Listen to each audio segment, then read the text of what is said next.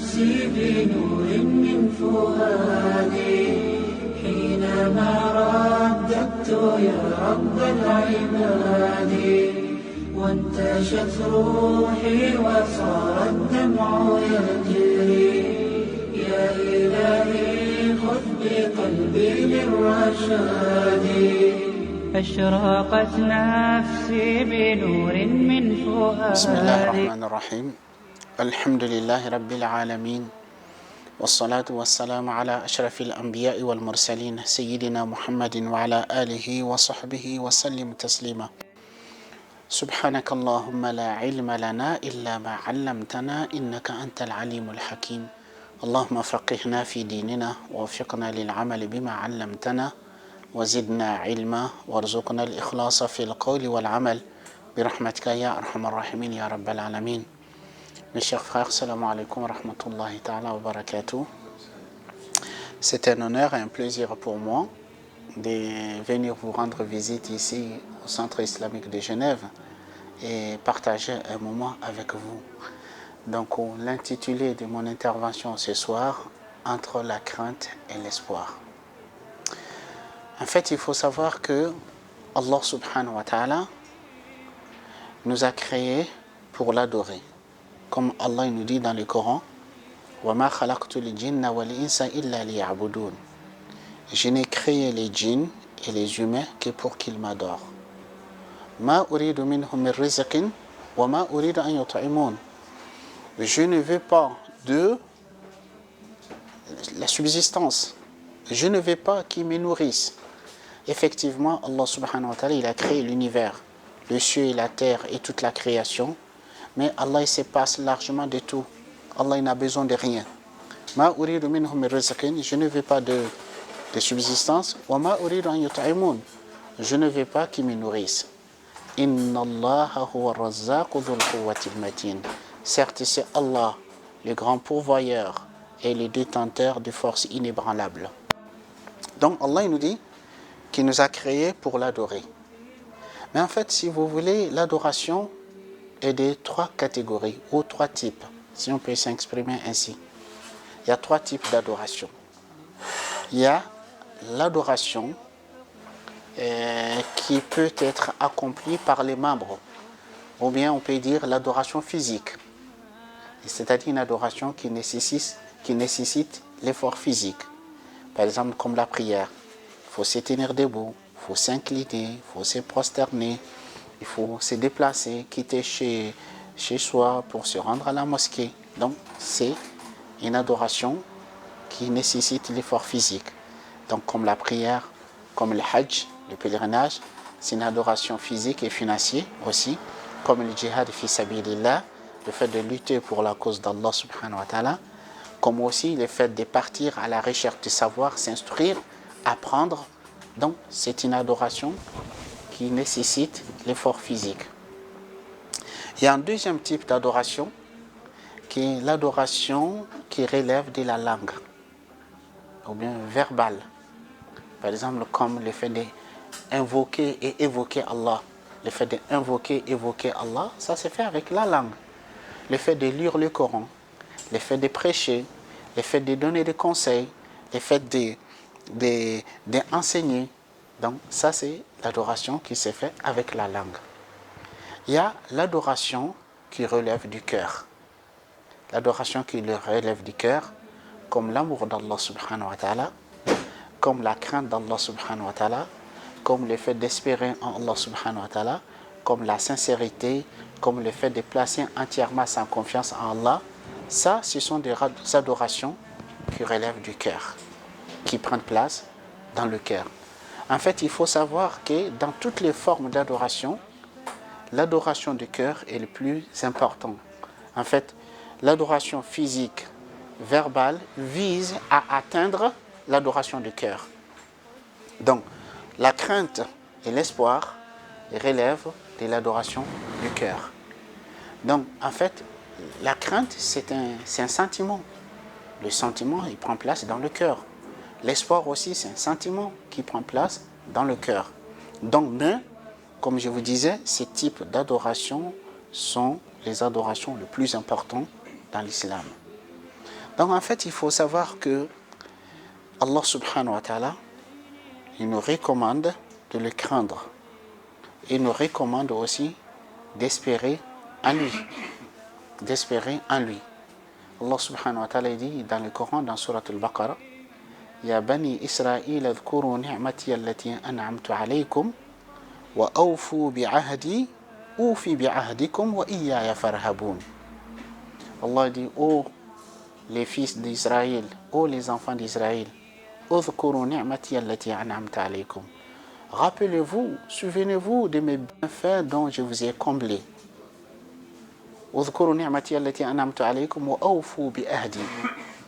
Et soyez fidèles à votre engagement vis-à-vis de moi. Je serai fidèle à mon engagement vis-à-vis de vous. Plutôt que c'est moi que vous devrez craindre. Plutôt c'est moi que vous devrez craindre. Et aussi Allah subhanahu wa ta'ala, il nous dit dans d'autres versets, par exemple dans Surat Al-Imran, la famille d'Imran, Surat 3, Allah subhanahu wa ta'ala nous dit Innama dhalikum ash-shaytan yukhawwifu awliya'ahu fala takhafuhum wa khafuni in kuntum mu'minin. Allah, il nous dit rien d'autre que ces diables yukhawwifu awliya'ahu, qui fait peur à ses alliés, qui fait peur, qui fait peur à ses alliés, à ses adeptes. Fala takhafuhum, ne les craignez pas. Wa khafuni, plutôt vous devrez donc me craindre moi, in kuntum mu'minin, si vous êtes croyants. Donc la crainte est un acte d'adoration. Et nous musulmans, nous adorons Allah subhanahu wa ta'ala par la crainte. Mais quand je dis la crainte, en fait, il faut savoir qu'il y a plusieurs catégories, il y a plusieurs types de craintes. Il y a ce qu'on appelle la crainte naturelle. Le fait que l'homme craint ce qui est nuisible, ce qui peut lui faire du mal, ça c'est une crainte naturelle. Comme on a craint qu'on soit brûlé du feu, on peut avoir peur d'une bête féroce, ou ça c'est une crainte naturelle. Donc la crainte dont il est question ici, il ne s'agit pas de ça. Mais la crainte dont il est question ici, que plutôt on doit craindre Allah, c'est ce qu'on appelle la crainte révérentielle. La crainte révérentielle, donc, c'est-à-dire le fait que des choses que il n'y a que Allah qui est capable de faire, dans ce genre de choses, on ne devrait craindre que Allah subhanahu wa ta'ala. Par exemple, la vie. C'est Allah qui donne la vie. C'est Allah qui enlève la vie. Donc nous ne devrons en aucun cas craindre une créature de dire je perds de lui qui m'enlève la vie. Non. Ma vie, c'est pas lui qui détient ma vie. C'est pas lui qui peut m'enlever la vie. C'est Allah qui me donne la vie, c'est Allah qui peut m'enlever la vie.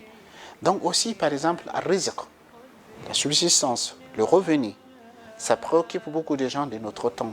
Ça inquiète beaucoup de gens. Oh là là, nous vivons dans une période de crise, dans une période de chômage, attention, il faut que je fasse attention. Mon patron, il faut qu'il soit content de moi, il ne faut pas que je le mette en colère, sinon il va me couper le vivre. Non. Le risque, ça vient d'Allah subhanahu wa ta'ala. Ce n'est pas le patron qui me donne le risque.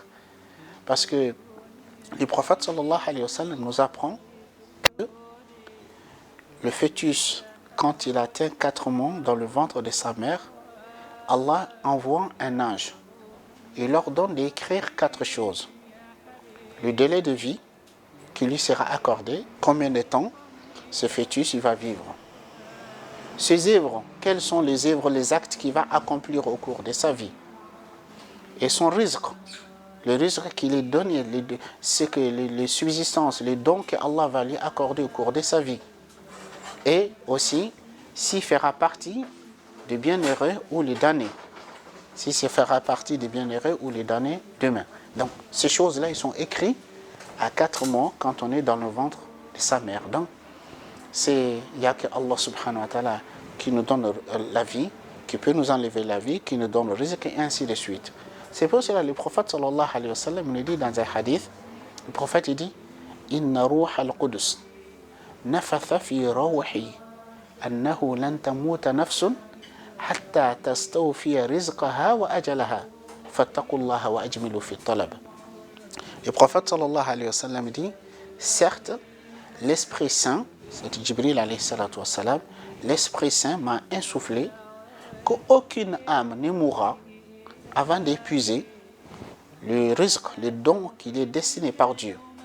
Donc si Allah, ce que Allah t'a destiné, un centime ne manquera pas de ce qui était destiné par Allah.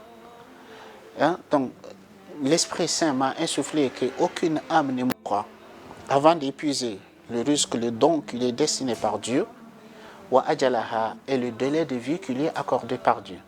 Il dit fattaqullah, craignez Allah, fa ajmilu fi talab, et cherchez de la plus belle manière, de la plus belle façon. Cherchez vos risques de la plus belle manière. Donc le risque est garanti, la vie est garantie par Dieu. Donc ça c'est des choses qui sont garanties par Dieu. Donc nous ne devrons craindre que Allah subhanahu wa ta'ala à ces sujets. Donc, et de même, l'espérance, l'espoir est un acte d'adoration, c'est-à-dire le fait que le cœur soit attaché à quelque chose, en espérant obtenir quelque chose, ou bien en espérant être épargné d'un mal. En fait, le bien et le mal, Allah est le seul qui le détient. Donc, nous ne devrons craindre que Allah, nous ne devrons avoir d'espoir d'obtenir quelque chose que venant d'Allah subhanahu wa ta'ala. Donc ça, en fait, cela relève de ce qu'on appelle Tawhid al-Rububiyya, l'unicité de la Seigneurie. Vous savez, nos savants ils nous disent l'unicité qui est le message qui a été porté par tous les prophètes et tous les messagers. Parce qu'Allah subhanahu wa ta'ala, il s'adresse à notre prophète Muhammad sallallahu alayhi wa sallam en lui disant وَمَا أَرْسَلْنَا مِنْ رَسُولٍ مِنْ قَبْلِكَ إِلَّا نُوحِي إِلَيْهِ أَنَّهُ لَا إِلَهَ إِلَّا أَنَا فَاعْبُدُونِ. Nous n'avons envoyé aucun messager avant toi sans lui révéler qu'il n'y a point de divinité à part moi, adorez-moi donc. D'ailleurs, même la mission de l'homme sur terre, c'est œuvrer à la réalisation des tawhid, de l'unicité de Dieu. Donc nos savants, alaykoum salam wa barakatuh, nos savants nous disent, tawhid, il y a des trois catégories. Tawhid al-Rububiyya, l'unicité de la Seigneurie. Tawhid al-Uluhiyya, l'unicité de la divinité. Tawhid al-Asma wa Sifat, l'unicité des noms et les attributs d'Allah subhanahu wa ta'ala. D'autres rajoutent et disent Tawhid al-Mutaba'a, l'unicité des voies à suivre. C'est-à-dire le fait que dans l'unicité aussi, dans notre adoration, nous ne devrons adorer Allah que suivant ce qui nous a été transmis, ce qui nous a été enseigné par le prophète sallallahu alayhi wa sallam. Donc, Tawhid al-Rububiyya, l'unicité de la Seigneur, consiste à croire que Allah subhanahu wa ta'ala est le seul Seigneur de l'univers. Allah est le seul maître de l'univers. Allah est le seul créateur de l'univers. Allah subhanahu wa ta'ala, il est le seul qui détient l'ordre dans cet univers. Donc, il est le seul maître. Allah nous dit Inna rabbakum Allahu alladhi khalaqa as-samawati wal ard. Certes, votre Seigneur est Allah qui a créé les cieux et la terre fi sittati ayyam, en 6 jours. Thumma stawa ala al-arsh. Ensuite, il s'établit sur le trône. Yughshi al-layla an-nahara yatlubuhu hafitha. Il couvre la nuit. Yughshi al-layla an-nahar. Il couvre les jours par la nuit, ou il couvre la nuit par le jour. Et celle-ci les suit sans cesse. Il a créé le soleil, la lune et les étoiles soumis à ses ordres. Ala lahul khalq wal amr tabarakallahu rabbul alamin. Certes, la création et l'ordre n'appartient-il à lui? Béni soit-il, le meilleur des créateurs. Donc certes, l'ordre et la création lui appartiennent. Donc, à partir du moment où j'ai dit Allah est le seul créateur, le seul maître, le seul Seigneur. Donc ça veut dire dans l'univers, rien ne peut advenir, rien ne peut survenir à part ce que Allah décide. Donc à partir du moment où j'ai la certitude que Allah est le seul Seigneur, le seul maître, donc je ne devrais pas craindre autre que Allah. Je ne devrais pas placer mon espoir en autre que Allah subhanahu wa ta'ala. Donc en fait, quand on arrive à réaliser cet état d'esprit, de dire le seul maître, le seul qui détient l'ordre, le seul qui détient le bien et le mal, c'est Allah subhanahu wa ta'ala, en fait, on est apaisé, on est assuré, on a la sérénité, on a la quiétude, on a l'apaisement du cœur. Car je sais que ni un tel, ni qui que ce soit, qui peut m'apporter du bien ou qui peut me faire du mal. Donc, il n'y a que Allah, il n'y a que mon Seigneur qui donne. En fait, rien ne peut me faire peur, rien ne peut me donner envie, susciter l'espoir en lui. Là où nous comprenons l'enseignement du prophète sallallahu alayhi wa sallam quand il dit à son cousin Abdullah ibn Abbas radiallahu anhu, le prophète lui dit إذا سألت فاسأل الله وإذا استعنت فاستعن بالله واعلم أن الأمة لو اجتمعت على أن ينفعوك لم ينفعوك إلا بشيء قد كتبه الله لك وإن اجتمعوا على أن يضروك لم يضروك إلا بشيء قد كتبه الله عليك رفعت الأقلام وجفت الصحف. Le prophète sallallahu alayhi wa sallam dit à son cousin Abdullah ibn Abbas, le prophète lui dit, quand tu demandes quelque chose, demande-la à Allah. Quand tu demandes l'assistance, demande à Allah. Et sache que si toute la communauté s'unissait pour te faire profiter d'un bien, ne pourront pas te faire profiter que d'un bien qui t'est destiné par Allah. Imaginons que toute la terre s'unisse, conjugue leur force et leur puissance pour te faire profiter d'un bien. Ils ne pourront pas te faire profiter que d'un bien qui t'est destiné par Dieu. C'est-à-dire Allah il t'avait destiné déjà, c'est bien. Il dit aussi, sache que si toute la communauté s'unissait pour te nuire, pour te faire un mal, ils ne pourront pas te faire qu'un mal qui t'est destiné par Dieu. C'est un mal que Allah il a décidé que ça doit arriver. Donc, les plumes sont rangées, et les feuilles ont séché. Donc, c'est ça, la crainte et l'espoir. Donc, on ne doit craindre que Allah et on ne doit espérer que Allah subhanahu wa ta'ala. Et ça fait partie, si vous voulez, des étapes, des stades de cheminement spirituel. Imam Ibn al-Qayyim, rahimahullah, dans son ouvrage Madarij as-Salikin, les chantiers des itinérants, il compare le croyant dans son cheminement, dans la quête de la proximité de Dieu, à un oiseau. Il dit le croyant est semblable, en fait, dans son cheminement, est semblable à un oiseau. Il dit dont la tête est l'amour. La tête de cet oiseau, c'est l'amour. Les deux ailes, c'est l'espoir et la crainte. La tête de l'oiseau, c'est l'amour. Et les deux ailes, c'est l'espoir et la crainte. Et d'ici la tête tombe, l'oiseau est mort. Si on lui coupe la tête, il est mort. Et dit si on lui coupe l'une des deux ailes, l'oiseau sera une proie facile à n'importe quel prédateur. Donc il dit mais pour que l'oiseau puisse s'envoler correctement, il faut que la tête et les deux ailes soient sains et saufs. Donc en fait c'est ce qu'il veut nous dire par là. Dans le cheminement spirituel, dans le cheminement de la quête et de la proximité d'Allah subhanahu wa ta'ala, on chemine avec l'amour, avec la crainte et l'espoir. Avec la crainte et l'espoir. Et Imam Ibn Qayyim nous dit, c'est dans cet ouvrage que je viens de citer, Madarij as-Salikin, les sentiers des itinérants, il aborde, il traite ces différents stades ou bien ces différentes stations des cheminements spirituels. Donc quand il traite la crainte, il dit les gens, par rapport à la crainte, ils sont de plusieurs catégories. Il dit il y a des gens qui ont la crainte de l'esclave, qui craint le bâton, qui craint le châtiment. Donc en fait, ce qui motive sa crainte, c'est le châtiment. C'est-à-dire il y a certaines personnes et leur crainte de Dieu, comme ils croient aux menaces que Allah a proférées à ceux qui transgressent ses limites, à ceux qui lui désobéissent. Donc Allah subhanahu wa ta'ala les menace par un châtiment. Donc ils ont la crainte du châtiment, donc ils se tiennent au carreau, ils se tiennent dans les limites de droit chemin, puisqu'ils craignent le châtiment. Donc il dit ça c'est la crainte des communs des mortels. Il dit, il y en a d'autres catégories. Il dit la crainte des amoureux.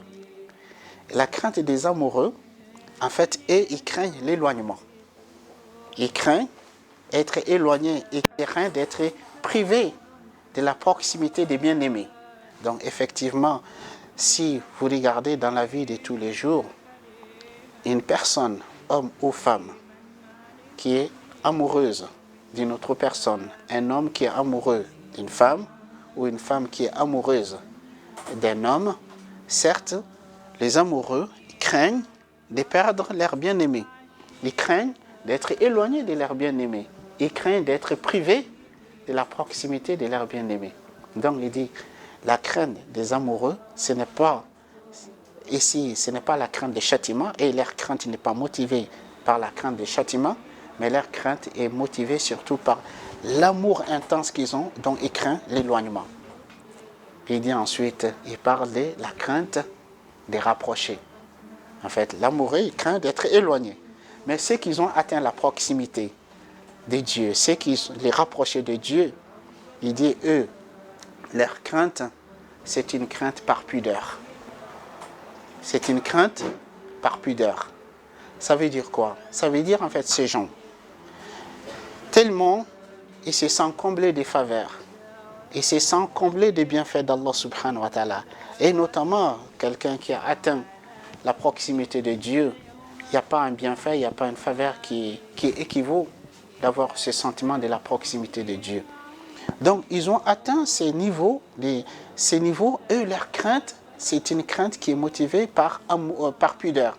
Ça veut dire, ils se voient tellement comblés des faveurs et des bienfaits d'Allah subhanahu wa ta'ala, ils se voient qu'ils ne sont pas à l'auteur de la reconnaissance, à l'auteur des sentiments de gratitude qu'ils devraient avoir vis-à-vis de Dieu, qui suscite leur crainte, qui dit, en fait, la crainte de la pudeur. Donc c'est vrai, quand vous regardez le terme de la crainte dans la langue arabe, il y a différents termes, différents mots qui sont utilisés pour exprimer. Mais en fait, chaque terme est pour une certaine catégorie. Vous avez al-khawf, la peur. Donc al-khawf, cette peur, cette crainte, bon, c'est pour le commun. Ensuite, vous avez al-khashya. Al-khashya, qui est la crainte révérentielle, ça c'est pour les connaisseurs. Puis Allah subhanahu wa ta'ala nous dit, innama yakhsha Allah min ibadihi al-ulama. Seuls ceux qui craignent Allah, c'est-à-dire de cette crainte révérentielle, ce sont les savants. C'est-à-dire ceux qui connaissent Allah subhanahu wa ta'ala. Et ils ont ce qu'on appelle al-khashya. Et le prophète sallallahu alayhi wa sallam, il nous dit, ana a'rafukum billahi wa akhshakum Allah. Je suis celui d'entre vous qui connaît le plus Allah et qui le craint le plus. Donc, il y a ça. Ensuite, il y a ce qu'on appelle al-rahba. Al-rahba, c'est cette crainte qui est mêlée avec exaltation. Cette crainte qui est mêlée avec l'exaltation, ça c'est la crainte des rapprochés, d'Allah subhanahu wa ta'ala. En fait, il faut savoir que dans cette vie, nous devrons vivre avec ces deux sentiments, qui est la crainte et l'espoir.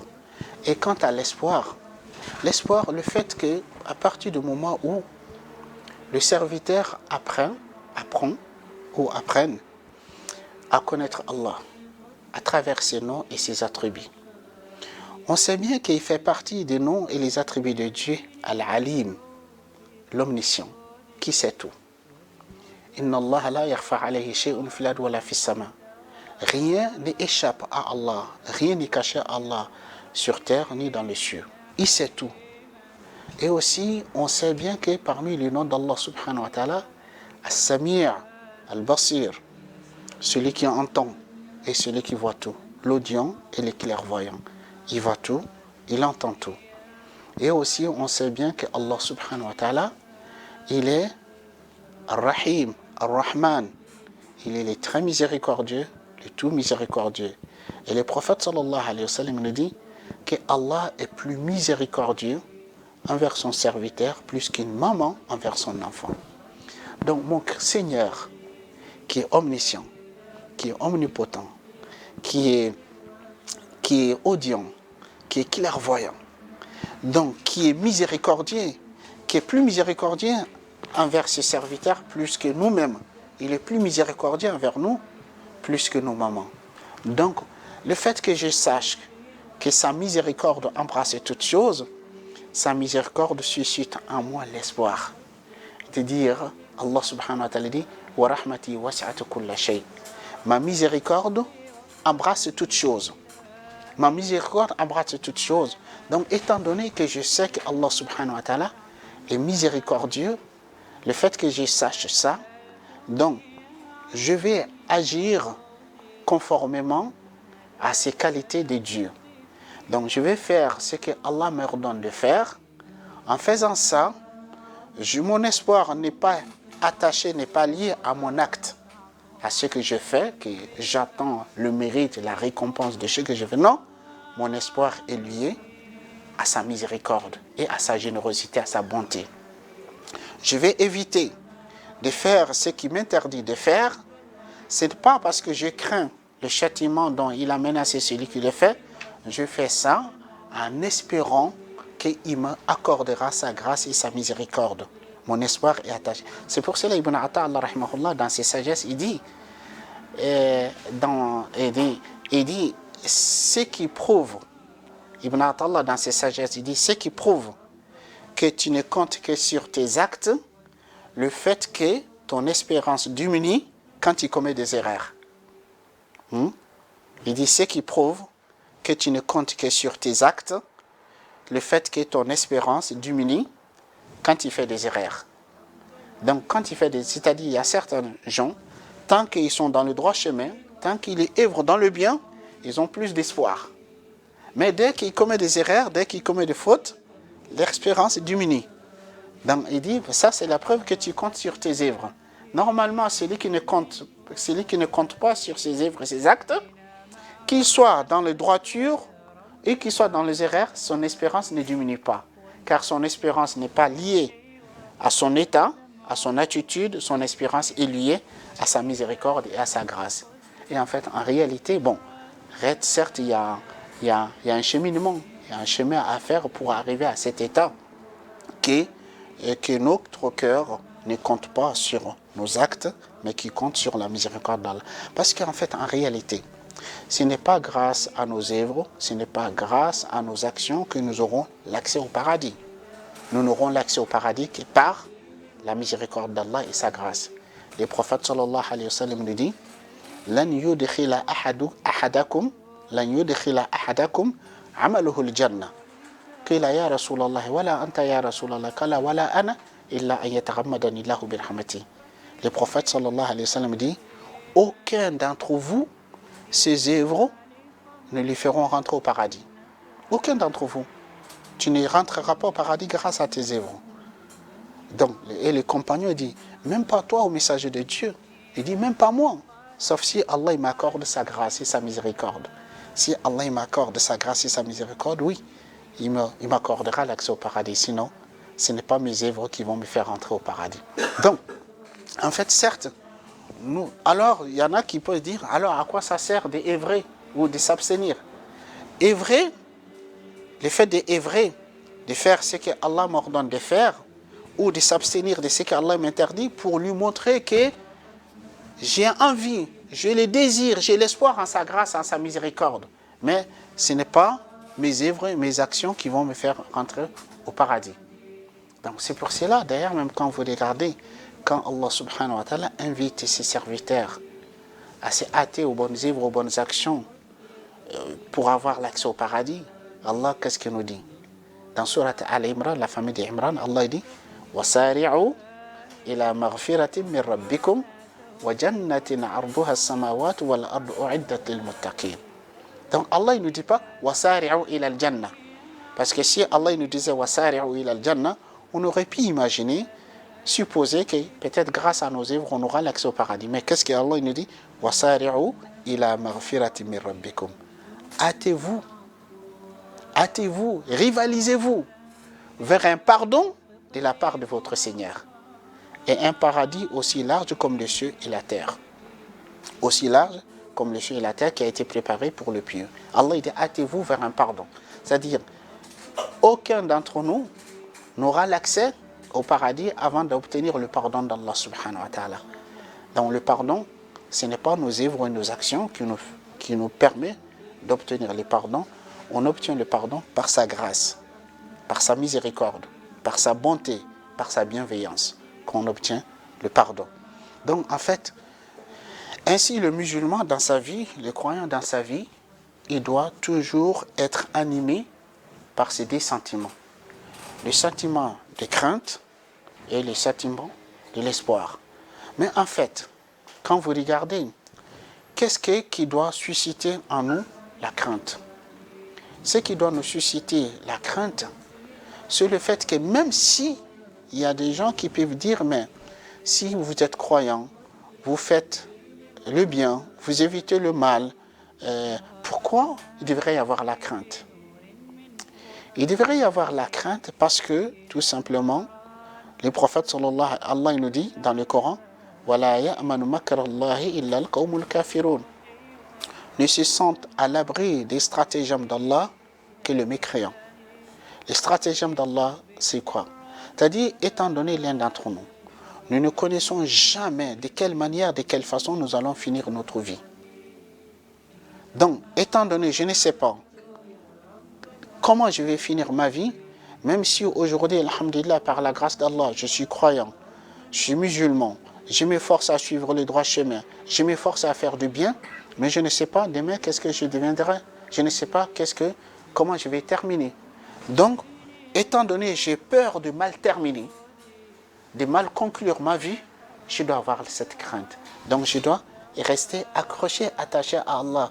C'est pour cela les prophètes sallallahu alayhi wa sallam, parmi les invocations que le prophète il faisait souvent, il invoquait Allah subhanahu wa ta'ala, que Allah lui accorde husn al-khatima, une belle façon de conclure, une belle façon de terminer sa vie. Donc je ne sais pas de quelle manière, de quelle façon je vais terminer ma vie. Donc je dois rester craintif dans cette vie qui aux derniers instants de ma vie, vers la fin de ma vie, que je dévie des droits chemins. Il n'y a que Allah subhanahu wa ta'ala qui peut me garder dans le droit chemin, dans le droiture. Parmi les droits que le prophète sallallahu alayhi wa sallam faisait le plus souvent, Allahumma ya muqallibal qulub, thabbit qalbi ala dinik. Il disait, oh Allah, qui fait tourner le cœur, raffermis mon cœur sur ta religion. Raffermis mon cœur dans ta religion. Donc le prophète sallallahu alayhi wa sallam, c'était l'une des doigts que les prophètes faisaient souvent, que Allah garde son cœur dans la religion, dans la droiture, dans le droit chemin.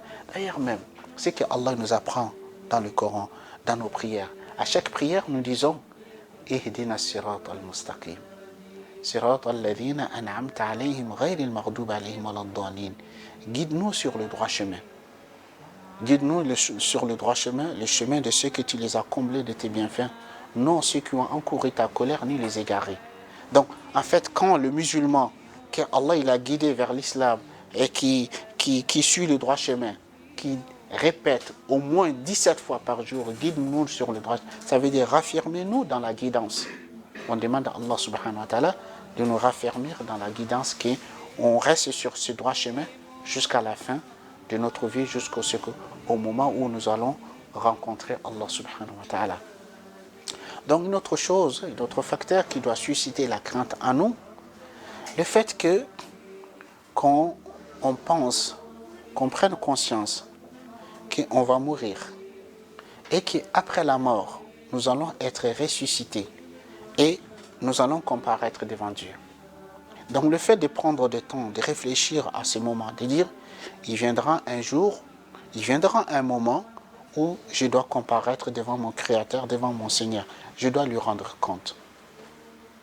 Quel argument que je pourrais avancer pour justifier mon ingratitude, pour justifier mes désobéissances, pour justifier mes négligences de mes devoirs vis-à-vis de lui, est-ce que j'aurai un argument? Donc, le fait de penser en ce moment, ça doit susciter une crainte en nous. Allah subhanahu wa ta'ala, il nous dit وَلِمَنْ خَافَ مَقَامَ رَبِّهِ جَنَّتَانِ. Pour celui qui aura craint la comparaison devant son Seigneur, il aura 2 paradis.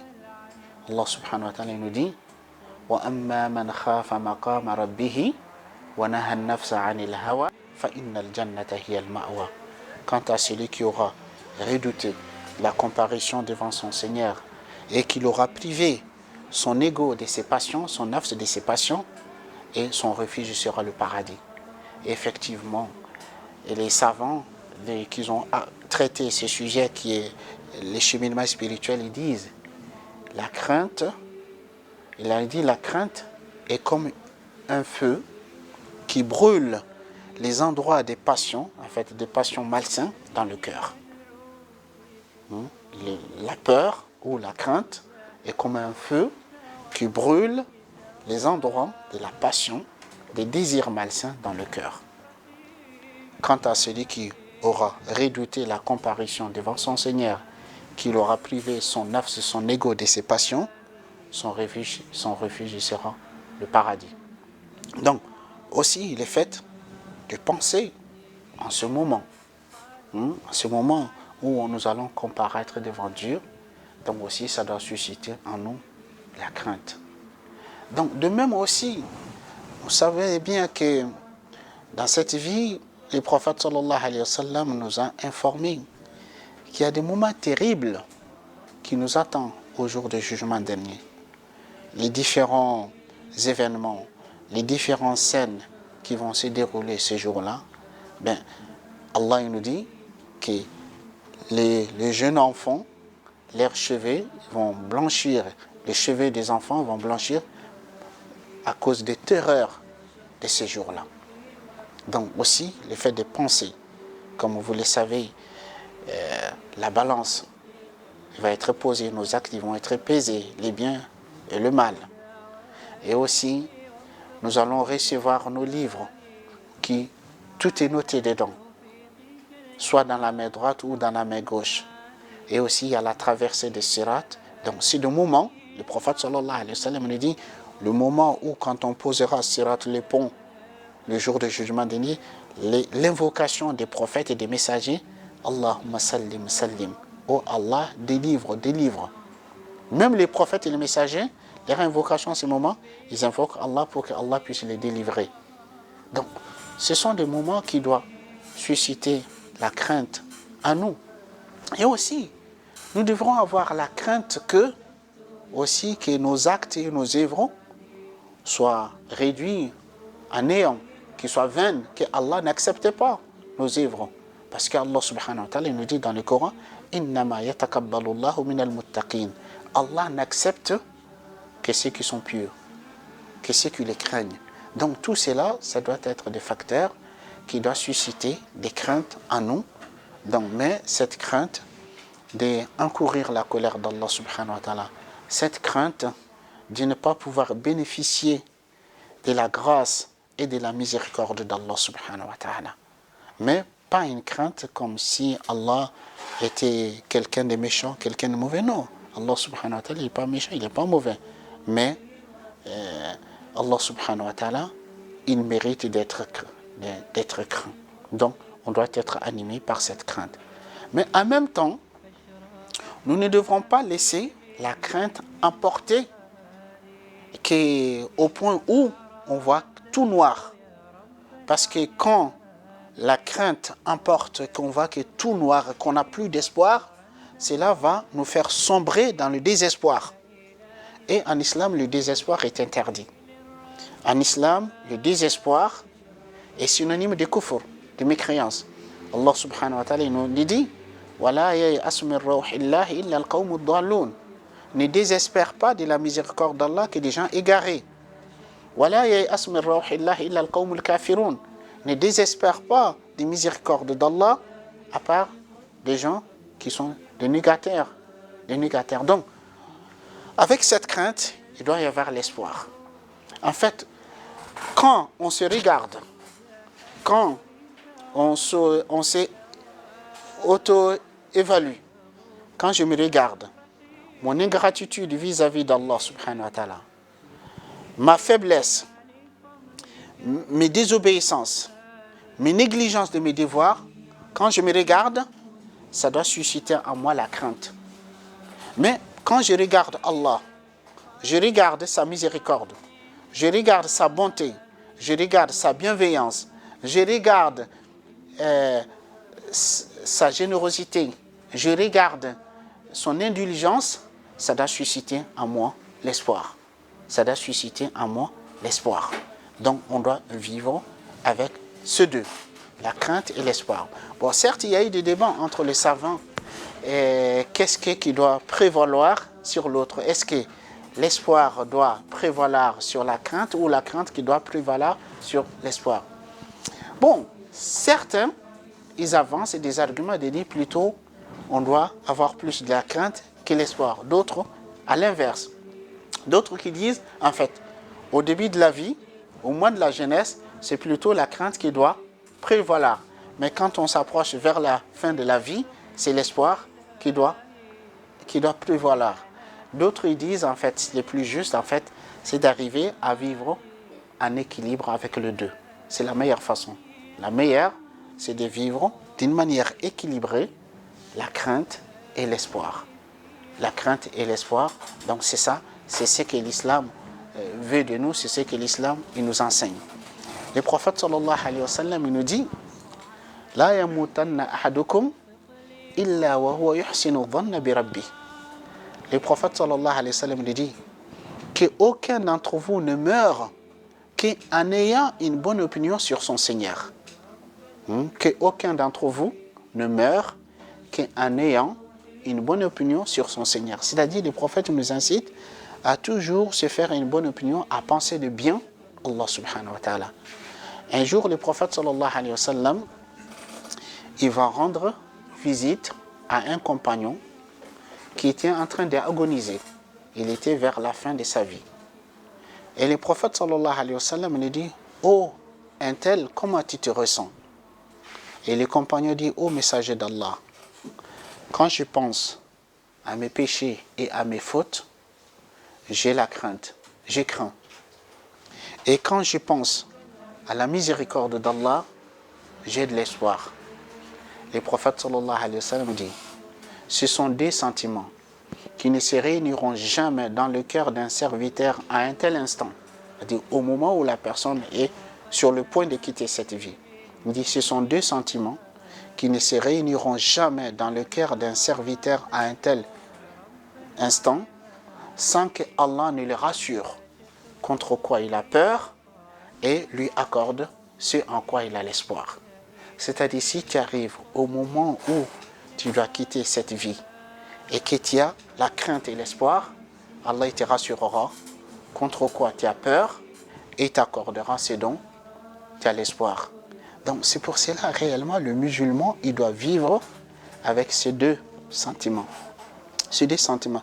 Quand je regarde mes faiblesses, quand je regarde les tentations auxquelles je succombe, quand je regarde les négligences que je commette dans ma vie, ça doit susciter en moi la crainte. Je ne dois pas minimiser.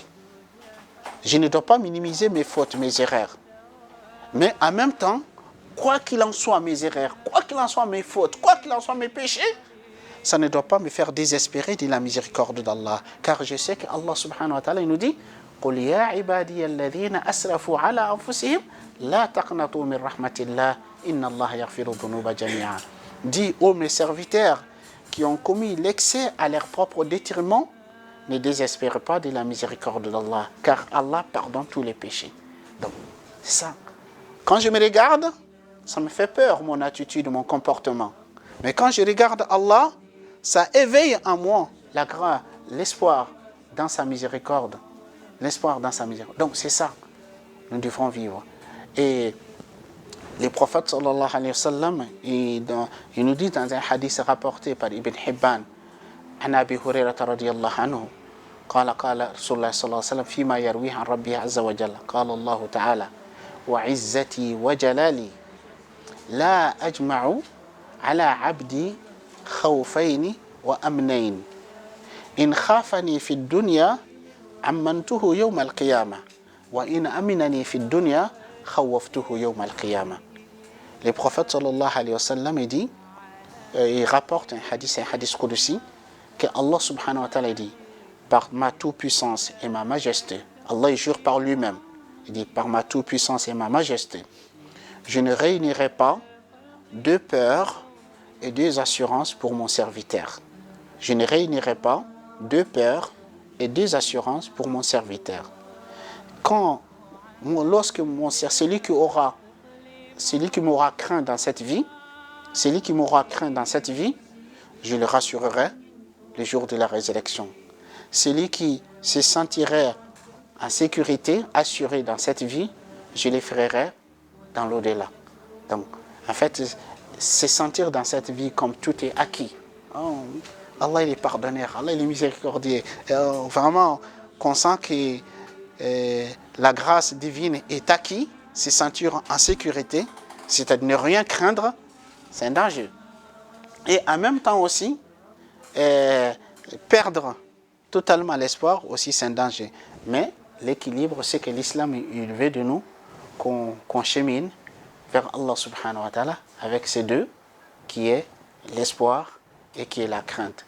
Donc, mais les savants ils nous disent que toujours vers la fin de notre vie, si une personne se sent à l'approche de la fin de sa vie, il doit plutôt faire favoriser l'espoir plus que la crainte. Donc je termine pour vous laisser peut-être quelques temps si vous avez des questions ou des remarques ou des commentaires par ces hadiths qudsi. Allah subhanahu wa ta'ala il nous dit Ana inda dhanni abdi bi falyadhunna bi abdi ma yasha. Allah dit je serai conforme à ce que mon serviteur il pense de moi, qu'il pense de moi ce qu'il veut. Comme tu penses de lui, il sera ainsi pour toi. Et dans une autre version du même hadith, Allah subhanahu wa ta'ala il nous dit Ana inda dhanni abdi bi wa ana ma'ahu idha dhakarani. In dhakarani fi nafsihi dhakartuhu fi nafsi. Wa in dhakarani fi mala'in dhakartuhu fi mala'in khayran minhu. Allah subhanahu wa ta'ala il dit je serai conforme à l'opinion que mon serviteur s'est fait de moi. Comme tu penses de lui, sera ainsi pour toi. Et je serai avec lui quand il se rappelle de moi, quand il se souvient de moi. S'il se souvient de moi en lui-même, je me souviendrai de lui en moi-même.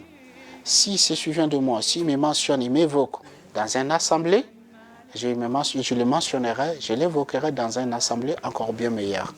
Qu'Allah subhanahu wa ta'ala fasse que nous soyons de ceux qui vivent avec l'espoir et la crainte d'Allah subhanahu wa ta'ala jusqu'à la fin de notre vie. Barakallahu fikum.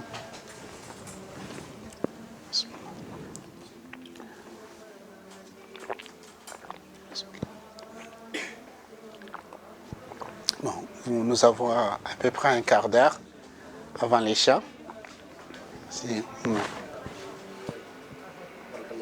Fika barakallah. Tout à l'heure dit que dans la crainte, il y a 3 étapes. Il y a cheminement.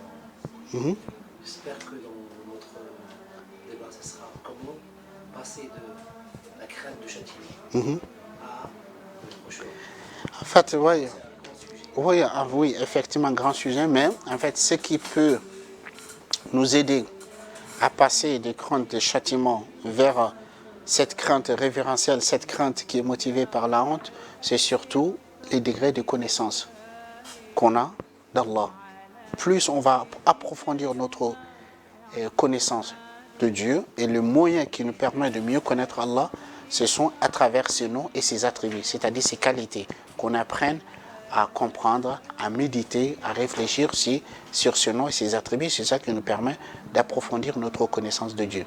Donc, plus on va apprendre à connaître Dieu, plus on va l'aimer, plus on va l'adorer, on va se rapprocher de lui.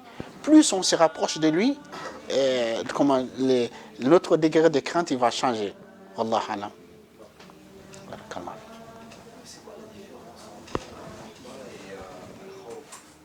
Comme j'ai dit, il dit le khawf, c'est la peur de commun, des communs des mortels. En fait, la crainte comme la crainte de châtiment. Mais par contre, rahba, en fait, c'est une crainte qui est mêlée avec l'exaltation et vénération. Donc, comme il dit, ça c'est pour les rapprocher. Rahba, c'est pour les rapprocher. Et le khawf, c'est pour le commun.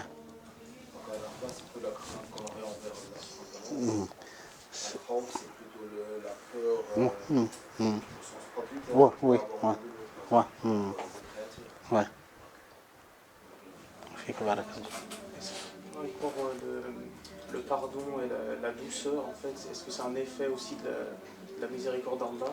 Tout à fait. En deuxième temps, pour une question, je me demandais, vous avez parlé en même temps de la crainte, comme la comparaison, la métaphore avec l'oiseau. Ouais, c'est Ibn Qayyim, qui fait ça. Est-ce qu'il y a aussi peut-être certains adorateurs ou certains serviteurs qui auraient plus tendance à avoir vers la mahaba, la tête de l'oiseau, qui peut se développer entre guillemets que les des ailes. Voilà, ouais. Bon, en tout cas, oui. Mais vous savez, le métaphore qu'Ibn Qayyim donne, donc il dit que le croyant, en fait, le croyant dans son cheminement est semblable à un oiseau dont la tête est l'amour. En fait, plus l'amour va grandir, plus la crainte et l'espoir aussi vont grandir avec. En fait, ils sont liés. Ils sont vraiment, en fait, les trois, ils sont étroitement liés. Plus on aime, plus on a de l'espoir de celui qu'on aime, et plus on le craint aussi. En fait, ils sont liés les trois.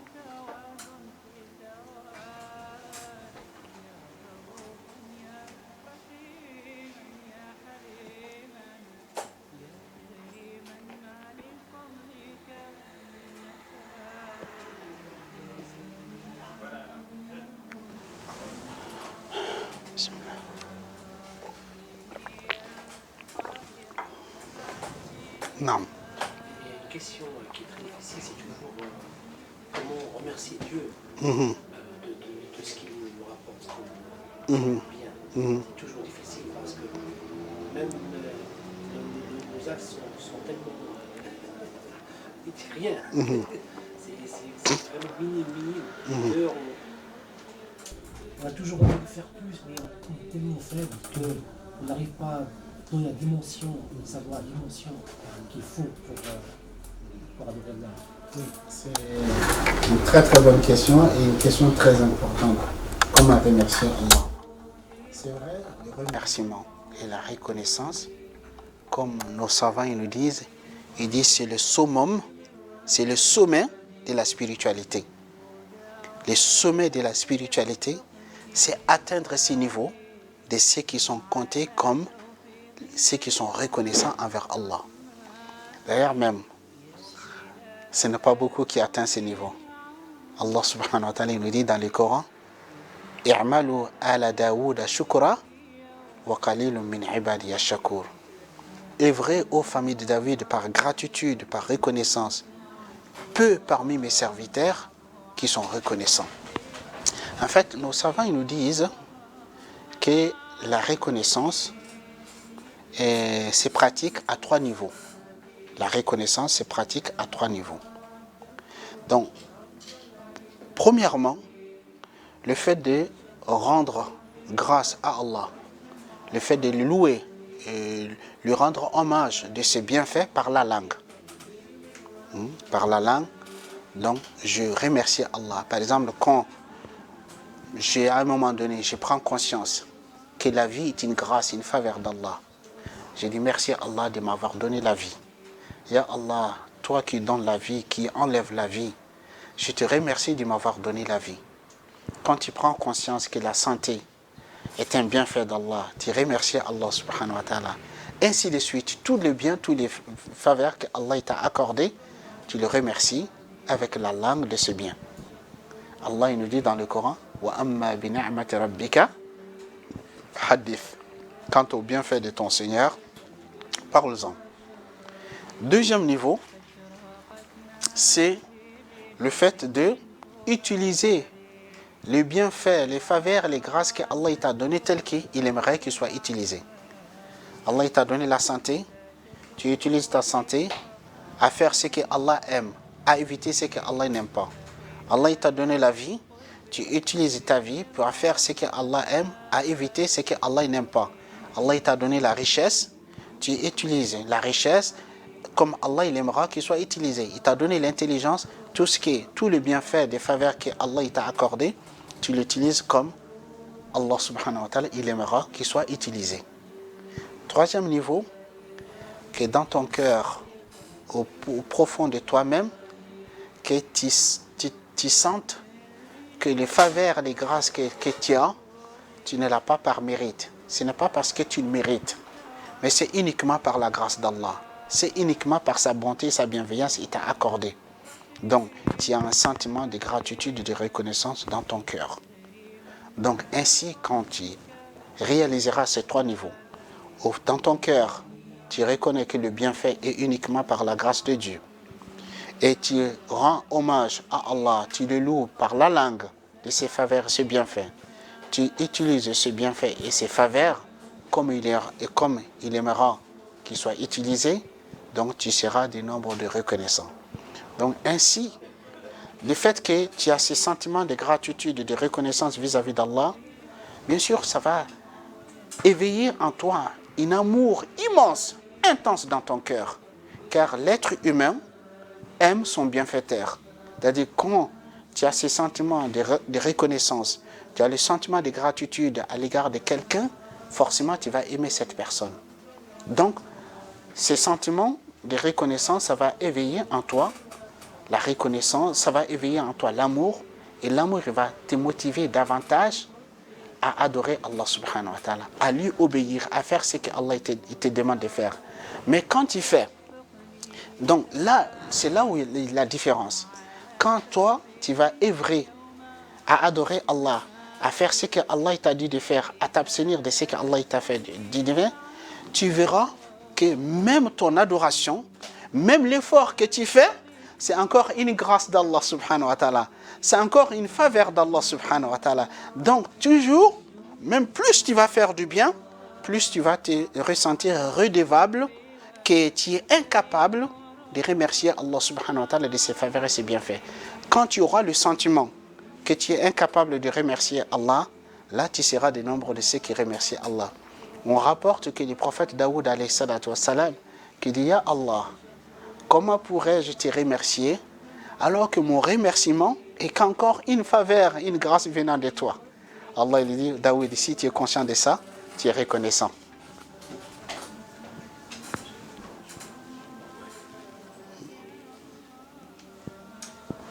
Une question par rapport à...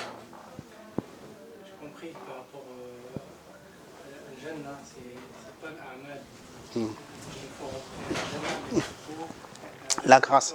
Donc, par rapport à Nia, quand on fait un acte, est-ce que ça veut dire que notre Nia doit être orientée non pas comme une considération de l'acte, comme une réponse à une obligation qu'Allah nous a ordonnée, plutôt orienter la Nia plus que ça en disant je cherche derrière cet acte non pas répondre à une obligation, mais l'agrément et la satisfaction d'Allah. En fait, ça dépend des degrés de proximité et des degrés de conscience qu'on a. Il y en a, quand ils vont œuvrer, leur niya, ils disent, je vais prier, je vais faire l'aumône, je vais faire telle et telle chose pour avoir l'accès au paradis, pour avoir le mérite de l'accès au paradis. Donc il y a des gens, ils sont à ce niveau-là. Bon, c'est pas mal, mais il y a un niveau encore supérieur à ça. Le niveau supérieur aussi, c'est par exemple quelqu'un qui dit, en fait, quand son niya, c'est pas, il fait ça en disant, je vais faire ça pour avoir l'accès au paradis, puis c'est en fait, comme je disais, en fait, en réalité, ce n'est pas nos œuvres qui nous permettent d'avoir l'accès au paradis, mais il y a des gens qui vont œuvrer, qui dire, en fait, je vais œuvrer pour m'acquitter de mon devoir de serviteur. Je reconnais que je suis le serviteur d'Allah, qu'il est mon Seigneur, il est mon maître. Mon devoir vis-à-vis de lui, c'est de lui être obéissant, de l'adorer. Donc, je l'adore pour m'acquitter de mon devoir de servitude. Encore, il y a un devoir, il y a un degré encore plus élevé que ça aussi. Le degré le plus élevé, c'est ce que j'étais en train de dire, le fait de l'adorer pour exprimer ta gratitude et ta reconnaissance. Tu l'adores, pour même ton adoration est une grâce et une faveur venant de lui, pour exprimer ta reconnaissance. Il me semble que ce dont il faut se garder, c'est de s'approprier la bonté d'Allah. Ouais. C'est-à-dire qu'on ne peut obtenir la bonté d'Allah que par un repentir sincère. Oui. Et suite à quoi, si le repentir est sincère, nécessairement, il va nous pousser à chercher le bien. Tout à fait, oui.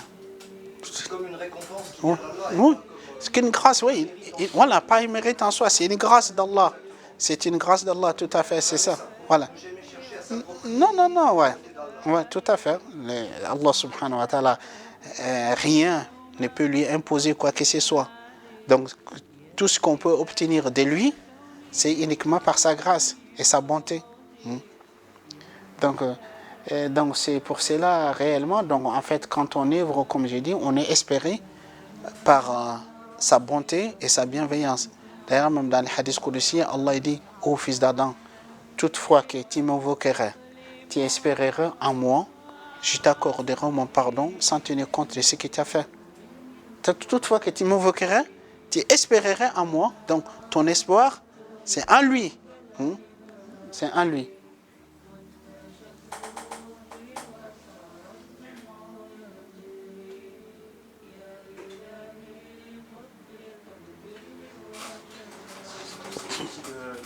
De résumer un peu les différents types, par exemple le désir ardent de la rencontre, de la contemplation divine. Vous avez dit en fait qu'il y avait 3 types il y a plusieurs types en fait. Non, bon, en fait, oui, c'est le désir ardent de la rencontre d'Allah subhanahu wa ta'ala et les fruits de l'amour.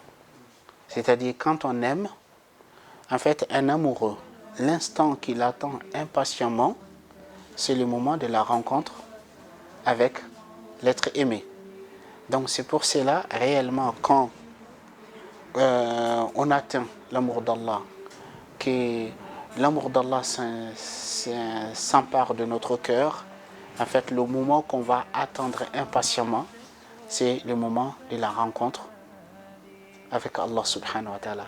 Et en fait, c'est vrai, l'islam nous éduque, en tant que musulmans, à avoir ce désir ardent de la rencontre d'Allah.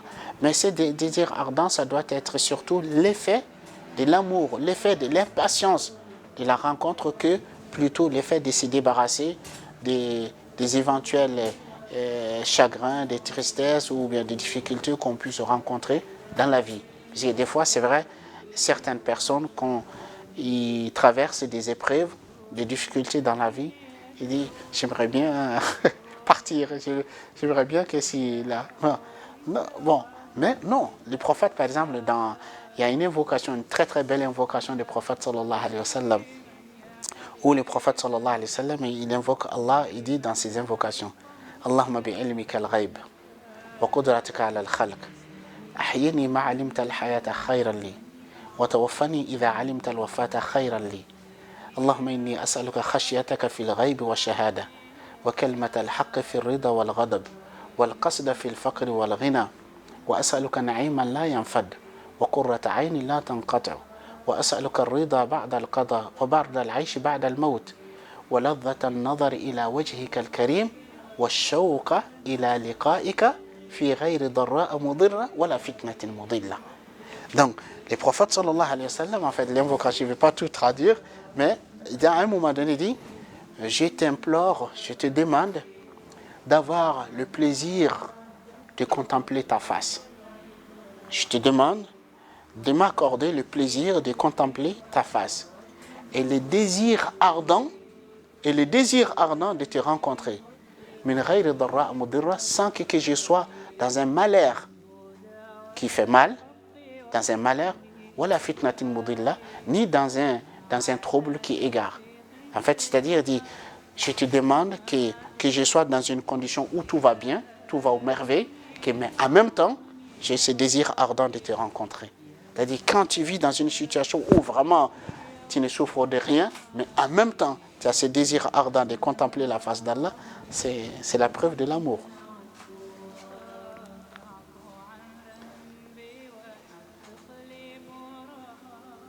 C'est l'heure. Bon, Inch'Allah, j'espère que, barakallahu fikum, on va se contenter de ça. اللهم انفعنا بما علمتنا وزدنا علما. اللهم اجعلنا ممن يستمعون القول فيتبعون احسنه. ربنا اغفر لنا ذنوبنا واسرافنا في امرنا وثبت اقدامنا وانصرنا على القوم الكافرين. اللهم انا نسالك الهدى والتقى والعفاف والغنى. اللهم انا نسالك موجبات رحمتك وعزائم مغفرتك والغنيمة من كل بر والسلامة من كل إثم والفوز بالجنة والنجاة من النار. اللهم اغفر لنا ولوالدينا وارحمهم كما ربونا صغارا. اللهم اغفر للمؤمنين وللمؤمنات وللمسلمين والمسلمات الأحياء منهم والأموات برحمتك يا أرحم الراحمين. ربنا آتنا في الدنيا حسنة وفي الآخرة حسنة وقنا عذاب النار. سبحانك اللهم وبحمدك نشهد أن لا إله إلا أنت نستغفرك ونتوب إليك وآخر دعوانا الحمد لله رب العالمين. رددت يا رب العباد وانتشت روحي وصار الدمع يجري